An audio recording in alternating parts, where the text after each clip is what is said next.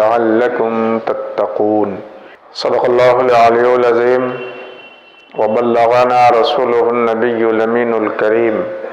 ونحن على ذلك لمن الشاهدين والشاكرين والحمد لله رب العالمین۔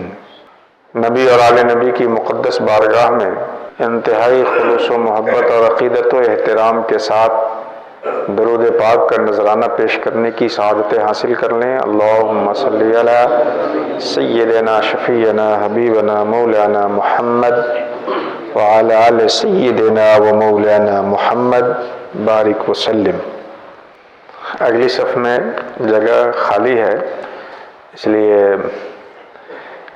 آگے کی صف کو پر کر لیں۔ جب بھی مسجد میں کسی بھی مسجد میں جائیں تو آگے کی صف میں جگہ خالی ہوتے ہوئے پیچھے نہ بیٹھیں، اگلی صف پہلے بھریں، اس کے بعد دوسری صف میں بیٹھیں جو دوسرے بعد میں آئے۔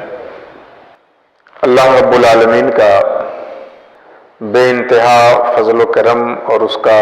شکر و احسان ہے اس بات پہ کہ اس نے ہمیں اور آپ کو زندگی میں اتنی مہلت عطا کی کہ اس عظیم الشان بابرکت مہینے یعنی ماہ رمضان المبارک تک ہم سب لوگ پہنچے، اور یہ ماہ رمضان اپنی تمام تر برکتوں کے ساتھ، جلوہ سامانیوں کے ساتھ ہمارے اوپر سایہ فگن ہے، موجود ہے، اور آج رمضان المبارک کی یہ دوسری تاریخ ہے۔ پوری دنیا میں مسلمان اس ماہ مبارک میں روزہ رکھتے ہیں، اور ہم سب بھی اللہ کے حکم کے بموجب روزے کی ادائیگی میں مصروف ہیں۔ اللہ سبحانہ و تعالیٰ کی بارگاہ میں دعا ہے کہ مولا کریم جو لوگ کسی عذر کی وجہ سے نہیں رکھ سکے روزہ، ان کے عذر کو دور فرما کر کے ان کو روزہ رکھنے کے قابل بنا دے، اور جو لوگ سستی اور کاہلی کی وجہ سے اس فرض کو چھوڑ رہے ہیں انہیں اس فرض کو ادا کرنے کی توفیق عطا فرمائے، اور جو لوگ اس فرض کو انجام دے رہے ہیں فرض کو اور اس روزے کو اپنی بارگاہ میں شرف قبولیت عطا فرمائے۔ سال میں 12 مہینے ہوتے ہیں، اس میں سے ایک مہینہ رمضان بھی ہے۔ اسلامی کیلنڈر کے حساب سے اس سے پہلے کا مہینہ شعبان المعظم ہے، اور اس کے بعد کا مہینہ شوال المکرم ہے، جس کی پہلی تاریخ کو اس رمضان کے خاتمے پہ خوشی منائی جاتی ہے، اور اللہ کی بارگاہ میں اس رمضان کو مکمل طور پہ انجام دینے کی توفیق کے شکرانے میں بندگان خدا 2 رکعت نماز عید ادا کرتے ہیں۔ یہ رمضان مکمل طور پر ایک اعتبار سے اگر آپ دیکھیں تو یہ ہماری تربیت کا مہینہ ہے۔ رمضان اہل ایمان کے لیے ان کی روحانی اور جسمانی دونوں ہی لحاظ سے ان کی ترقی کا، اس میں فلاح اور بہبود کی جہتوں کو حاصل کرنے کا، اللہ رب العزت اور اللہ کے بندوں کے بیچ ایک اچھا مقام حاصل کرنے کا ایک خوبصورت بہانہ بن کر کے رمضان ہمارے بیچ آتا ہے۔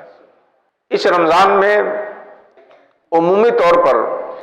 جو اس کی خصوصیتیں ہیں، جس اعتبار سے اہل ایمان، اہل اسلام اس رمضان کو اپنے لیے خاص بنا لیتے ہیں، ان میں سے ایک سب سے اہم اور بڑی جہت ہے روزے کی۔ اسلام کا ایک اہم رکن ہے روزہ، اور وہ روزہ اسی رمضان کے مہینے میں رکھنا ہوتا ہے، رکھا جاتا ہے۔ اس رمضان کو ایک خاص نسبت روزے سے ہو گئی۔ اسی طرح اس رمضان کو نزول قرآن کے مہینے کے طور پر بھی جانا جاتا ہے کہ شہر رمضان الذی انزل فیہ القرآن، یہ رمضان وہ مہینہ ہے جس میں قرآن کا نزول ہوا۔ اسی مہینے میں ایک رات ایسی بھی آتی ہے جو خیر من الف شہر، ہزاروں رات سے بہتر ہوتی ہے، جس کو شب قدر کہتے ہیں، لیلۃ القدر کہتے ہیں، جس کو نبی کریم صلی اللہ علیہ وسلم نے تلاش کرنے کا حکم دیا، اس کی برکتوں کو حاصل کرنے کا حکم دیا، خاص طور پہ اس مہینے کے آخری عشرے کی طاق راتوں میں، 21، 23، 25، 27 آخری عشرے کی طاق راتوں میں اس کو تلاش کرنے کا خاص طور پہ حکم آیا۔ وہ لیلۃ القدر جو 1000 مہینوں کی راتوں سے بہتر ہے۔ اسی طرح اس رمضان میں تراویح کی قیام اللیل کے طور پر خصوصیت کے ساتھ نمازیں ادا کی جاتی ہیں، تو تراویح کے اعتبار سے ایک خصوصیت، روزے کے اعتبار سے ایک خصوصیت، نزول قرآن کا مہینہ ہونے کے اعتبار سے ایک خصوصیت۔ اسی طرح اسلام کا ایک دوسرا رکن ہے زکوٰۃ، اپنے مال کا 2.5% حصہ اللہ رب العزت کی خوشی کے لیے اللہ تعالیٰ نے جن کو دینے کا حکم دیا ہے اسے عطا کرنا۔ یوں تو زکوٰۃ ادا کرنے کے لیے کوئی مہینہ اور کوئی وقت خاص نہیں ہے، آدمی جس دن مالک نصاب ہوا ہے اس دن سے لے کر کے سال گزر جانے پہ، اب وہ جس مہینے میں سال مکمل ہو اس پہ زکوٰۃ واجب ہے، لیکن عام طور پہ اس مہینے کی برکتوں کو حاصل کرنے کے لیے مسلمانان عالم کا ایک مزاج ہے کہ وہ زکوٰۃ کے رقوم کو اسی مہینے میں ادا کرتے ہیں، تو اس اعتبار سے ہم ایک گنا خصوصیت اس مہینے کو زکوٰۃ سے بھی دیکھ سکتے ہیں، دے سکتے ہیں اور سمجھ سکتے ہیں۔ ایسے ہی اس مہینے کے اخیر عشرے میں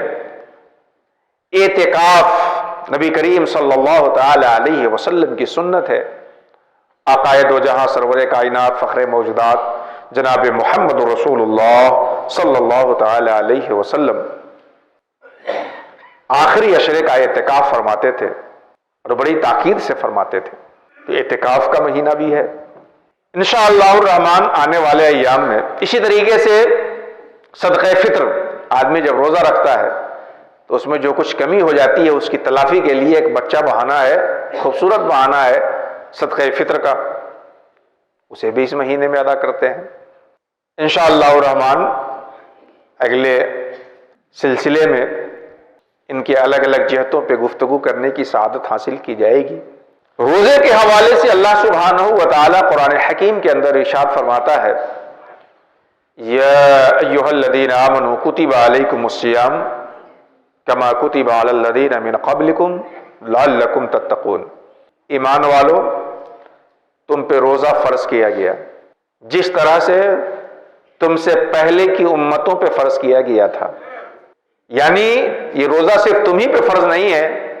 تم سے پہلی جو امتیں گزری ہیں، تم سے آگے جو امتیں آگے چلی گئی ہیں، تم سے پہلے کے جو لوگ تھے ان پہ بھی فرض تھا، تم پہ بھی فرض کیا گیا ہے۔ کیوں فرض کیا گیا؟ لعلکم تتقون، تاکہ تم متقی بن جاؤ۔ یہ روزہ تم پہ اس لیے فرض کیا گیا تاکہ اللہ تعالی ایک انسان کو جن صفات کا حامل دیکھنا چاہتا ہے تم ان صفات کے حامل بن جاؤ۔ یہ روزہ تم پہ اس لیے فرض کیا گیا تاکہ تم متقی بن جاؤ۔ اللہ سبحانہ و تعالی جیسا انسان چاہتا ہے، جس انسان کو پسند فرماتا ہے، تم ویسا انسان بن جاؤ۔ تقویٰ ایک بڑا عام لفظ ہے اور اس کا مفہوم بڑا وسیع ہے، اور اس میں ساری وہ خوبی آ جاتی ہیں جو اللہ سبحانہ و تعالیٰ کو محبوب ہے۔ روزہ عربی زبان میں صوم کہتے ہیں اسے، لغت میں صوم مطلق امساک کو کہتے ہیں، کسی بھی چیز سے رک جانا۔ شریعت کی اصطلاح میں صوم کہتے ہیں مخصوص وقت تک مخصوص چیزوں سے اللہ کی رضا اور اس کی خوشنودی کے لیے رک جانا۔ وہ مخصوص وقت ہے طلوع صبح صادق سے لے کر غروب آفتاب تک، فجر کے وقت کے شروع ہونے سے لے کر سورج کے ڈوبنے تک، یہ مخصوص وقت ہے۔ اس رمضان کے مہینے میں طلوع صبح صادق سے لے کر کے غروب آفتاب تک آپ رک گئے کھانے سے، پینے سے اور اپنی بیوی سے مجامت اور بستری کرنے سے، تو یہ آپ کو یہ رمضان کا روزہ ہو گیا۔ باقی دیگر دنوں میں بھی طلوع صبح صادق سے لے کے غروب آفتاب تک کوئی روزے کی نیت سے رک جائے گا تو اس کا روزہ ہو جائے گا، وہ نفل کا روزہ ہوگا اس کا۔ یا کسی خاص نیت سے رکھا ہے تو اس خاص نیت کے مطابق ہوگا۔ تو طلوع صبح صادق سے لے کر غروب آفتاب تک ان تین چیزوں سے رکنے سے روزے کا جو اسٹرکچر ہے، اس کا جو بنیادی ڈھانچہ ہے وہ مکمل ہو جائے گا۔ کھانے سے، پینے سے اور اپنی بیوی سے مجامعات کرنے سے، ہم بستری کرنے سے، وظیفہ جوزیت کو نبھانے سے۔ یہ روزہ جو رمضان شریف میں رکھنا ہے مسلمانوں کو، یہ ہمارے اختیار پہ نہیں ہے کہ چاہے تو رکھے اور چاہے تو نہ رکھے۔ کتب علیکم الصیام، یہ روزہ فرض کیا گیا ہے، چاہے تب بھی رکھنا ہے اور کسی کا دل نہ چاہ رہا ہو تب بھی اسے رکھنا ہے، وہ حکم کے سامنے مجبور ہے، اللہ نے فرض کیا ہے۔ اگر کوئی شخص روزے کی فرضیت کا انکار کرے گا وہ دائرہ اسلام سے باہر نکل جائے گا، اور اگر روزہ کو فرض مانتا ہے لیکن کاہلی سے اور سستی سے نہیں رکھتا تو ایسا شخص فاسق ہوگا، جہنم کا مستحق ہوگا، اللہ کے غضب کا مستحق ہوگا۔ کتب علیکم الصیام، روزہ تم پہ فرض کیا گیا ہے۔ ہاں، اگر کوئی شخص اس رمضان کے مہینے میں بیمار ہے اور اس کو اپنا ذاتی تجربہ ہے، غلبہ ظن ہے کہ روزہ رکھنے سے اس کی بیماری بڑھ جاتی ہے، یا کوئی شخص سفر کی حالت میں ہے، سفر شرعی جتنے پہ شرع کے احکام لاگو ہو جاتے ہیں، جس کو فقہاء نے 92 کلومیٹر سے، کچھ اختلافات اس میں بھی ہیں لیکن اکثر لوگ یہی کہتے ہیں کہ 92 کلومیٹر کی مسافت پہ اگر کوئی ہے تو وہ مسافر شرعی ہو گیا، نماز میں قصر کرے گا، اور روزے کے بعد میں جو مسافر کو رخصت حاصل ہے وہ اسے حاصل ہوگی۔ تو کوئی بیمار ہو، روزے سے اس کی بیماری میں بڑھنے کا اندیشہ ہو، لیکن اگر کوئی بیمار ہے اور ایسی بیماری اس کو ہے کہ روزہ رکھنے سے اس بیماری میں اور فائدہ ہوگا، تب وہ اس بیماری کی بنیاد پہ وہ روزہ نہیں چھوڑ سکتا ہے۔ وہ بیماری جس کی وجہ سے روزہ رکھنے سے جو بیماری بڑھ جائے اور افاقے میں اس کو دقت ہو، تو وہ شخص اس رمضان کے مہینے میں بھی روزہ چھوڑ سکتا ہے، اور جب وہ دوسرے دنوں میں صحت مند ہو جائے، بیماری اس کی ختم ہو جائے، یا مسافر لوٹ کر کے آ جائے اپنے وطن، تو وہ رکھ لے، تو اس کو رخصت ہے چھوڑنے کی۔ اسی طریقے سے اگر کوئی خاتون ایسی ہے جو امید سے ہے، حمل سے ہے، روزہ رکھنے سے اسے دقت ہو رہی ہے، تو اسے بھی یہ رخصت ہے کہ وہ روزہ چھوڑے، اور پھر جب وضع حمل ہو جائے، بچہ پیدا ہو جائے اور صحت کے ایام اس کے آ جائیں تو اس کی قضا کر لے۔ ایسے ہی کوئی عورت دودھ پلاتی ہے، قریب الولادت تھی، بچہ پیدا ہو گیا ہے، دودھ پلاتی ہے اپنے بچے کو، روزہ رکھنے سے اس کو دودھ پلانے میں دقت ہو رہی ہے، اس کا دودھ خشک ہو جا رہا ہے، بچے کو پریشانی ہو رہی ہے، تو اس کے لیے بھی رخصت ہے کہ وہ رمضان کے روزے کو دوسرے دنوں میں قضا کرے گی اور رمضان میں چھوڑ سکتی ہے۔ عورتوں کے جو مخصوص ایام ہوتے ہیں، منتھلی پیریڈ، حیض کے ایام، یا ولادت کے بعد جو خون آتا ہے، نفاس کے خون، ان حالتوں میں وہ روزہ نہیں رکھیں گی۔ ان حالتوں میں وہ رمضان میں بھی اگر یہ حالت ان کی ہوتی ہے تو روزہ نہیں رکھیں گی، اور دوسرے دنوں میں وہ قضا کریں گی۔ روزہ ان تین چیزوں سے رکنے کا نام ہے جس سے روزہ ادا ہو جائے گا، روزے کا حکم ہو جائے گا، کھانا پینا اور بیوی سے مجامعات۔ اگر کوئی شخص بھول کر کھا لیا پی لیا، اس کو روزہ رکھنا یاد ہی نہیں تھا، یہ حالت رمضان کے شروع دنوں میں زیادہ ہوتی ہے لوگوں کے ساتھ، 2-3 رمضان تک لوگوں کے ساتھ یہ حالت اکثر ہو جاتی ہے کہ یاد ہی نہیں رہتا کہ روزے سے، بعد میں تو پھر روزے سے ہونا اس کی عادت بن جاتی ہے۔ تو اگر کسی کو یاد ہی نہیں تھا کہ وہ روزے سے ہے اور وہ کچھ کھا لیا پی لیا، بشرطے کہ یاد آنے کے بعد فوراً رک گیا، تو اس بھول کے کھانے سے اس کا روزہ نہیں ٹوٹے گا۔ لیکن اگر کوئی زبردستی اس کو کھلایا اور اس کو یاد تھا کہ وہ روزے سے ہے، تو اس صورت میں اس کا روزہ ٹوٹ جائے گا۔ یا وہ کلی کر رہا تھا، یاد تھا کہ وہ روزے سے ہے اور بے احتیاطی کی وجہ سے پانی حلق سے نیچے اتر گیا، تو اس صورت میں اس کا روزہ ٹوٹ جائے گا۔ اگر اس طرح سے اس کا روزہ ٹوٹتا ہے تو صرف قضا ہے، اس کے اوپر کفارہ نہیں ہے۔ اور اگر کوئی روزہ رکھے ہوا ہے رمضان کا، روزہ رکھنا یاد بھی ہے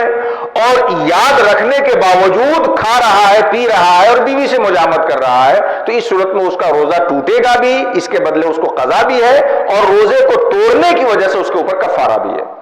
رمضان کی حرمت کی پامالی کی وجہ سے اس کے اوپر کفارہ بھی ہے۔ تو اگر بھول کر کھا لیا پی لیا تو روزہ بھی نہیں ٹوٹا، اور اگر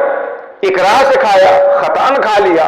تو اس صورت میں روزہ ٹوٹ گیا، صرف قضا سے کام چل جائے گا۔ اور اگر روزہ رکھنا یاد ہے، بغیر خطا کے عمدن وہ کھایا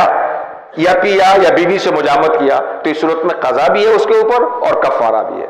کفارہ ایک غلام آزاد کرنا، یا 60 مسکین کو کھانا کھلانا صبح و شام، یا 60 روزے 2 مہینے کے مسلسل پے در پے رکھنا۔ اسی لیے رمضان میں جان بوجھ کر کے روزہ توڑنے سے بچنے کی پوری کوشش کریں۔ یہ تو ہوا جس سے آپ روزے کو انجام دے لیں اور اس سے آپ کا فرض ادا ہو جائے گا۔ لیکن پیارے آقا صلی اللہ تعالی علیہ وسلم کی حدیث ہے کہ اگر کوئی صبح سے لے کے شام تک کھانے پیے اور بیوی سے ملنے سے رکے اور سارے خرافات انجام دے اپنی زندگی کے، شریعت کے خلاف زندگی بھر سارا کام کرتا رہے دن بھر، تو پھر ایسے شخص کو اپنے روزے سے بھوک کے علاوہ گویا کہ کچھ اور حاصل نہیں ہوا۔ یہ روزہ ہم پہ اس لیے فرض کیا گیا کہ ہم متقی بنے۔ اللہ کے کہہ دینے سے آپ حلال چیز چھوڑ رہے ہیں، کھانا پانی، دانا پانی، بیوی جس سے مباشرت اور مجامت حلال ہے، اللہ کے حکم سے آپ اسے چھوڑ دے رہے ہیں۔ پھر آپ بھلا یہ کیوں کر سکتے ہیں کہ اللہ کے حکم سے حلال کو چھوڑ دیں اور حرام کام کریں روزہ رکھ کر کے؟ تو یہ روزہ ہمیں متقی بنانے کے لیے ہے، یہ رمضان ہمیں اللہ کا محبوب بندہ بنانے کے لیے آتا ہے۔ اس لیے کوشش کریں کہ روزے رکھتے ہوئے کوئی بھی ایسا عمل نہ ہو جو اللہ تعالیٰ کو پسند نہ ہو۔ غیبت نہ کریں روزہ رکھ کر کے، چغلی نہ کریں، کسی غلط نہ بولے، جھوٹ نہ بولے، وعدہ خلافی نہ کریں، اور ہاں دن بھر روزہ رکھنے کے بعد شام کو جب افطار کریں تو حرام روزی سے افطار نہ کریں۔ اور ایک اور بات اس میں ذہن رکھیں کہ بہت سے لوگ رمضان میں افطار سے 10 منٹ پہلے جب ان کے دسترخوان پہ افطار کی چیزیں سج جاتی ہیں، طرح طرح کی چیزیں، تو آج کل سوشل میڈیا کا زمانہ ہے، خوب واٹس ایپ پہ اور فیس بک پہ اپنے دسترخوان کی فوٹو شیئر کرتے ہیں۔ صاحب یہ آپ کا فوٹو اس کی نظر سے بھی گزر سکتا ہے جس کے سامنے ابھی کچھ نہ ہو افطار کرنے کے لیے، تو اس کے اوپر ایک ذرا سا گرا گزرے گا۔ آپ کو شیئر ہی کرنا ہو اگر افطاری کو، تو افطاری کا فوٹو شیئر کرنے کے بجائے افطاری شیئر کیجیے۔ افطاری کا فوٹو کھینچ کر کے وہ شیئر کرنے کے بجائے جس چیز سے آپ افطار کر رہے ہیں وہ آس پاس کے غریب لوگوں میں بٹوا دیجئے، اس میں سے کچھ دے دیجئے، کسی کو دسترخوان پہ بلا کے ساتھ میں شیئر کر لیجئے، آپ سب آپ کے مستحق ہو جائیں گے۔ کتب علیکم الصیام کما کتب علی الذین من قبلکم لعلکم تتقون، تم پہ روزہ فرض کیا گیا جیسا کہ تم سے اگلوں پہ کیا گیا تھا تاکہ تم متقی بن جاؤ۔ اللہ سبحانہ و تعالی اس رمضان میں ان روزوں کی حرمت کے صدقے طفیل روزے سے جیسا انسان اسے مطلوب ہے ہم سب کو ویسا انسان بننے کی توفیق عطا فرمائے۔ آمین آمین یا رب العالمین، وما علینا الا البلاغ المبین۔ السلام علیکم ورحمۃ اللہ وبرکاتہ۔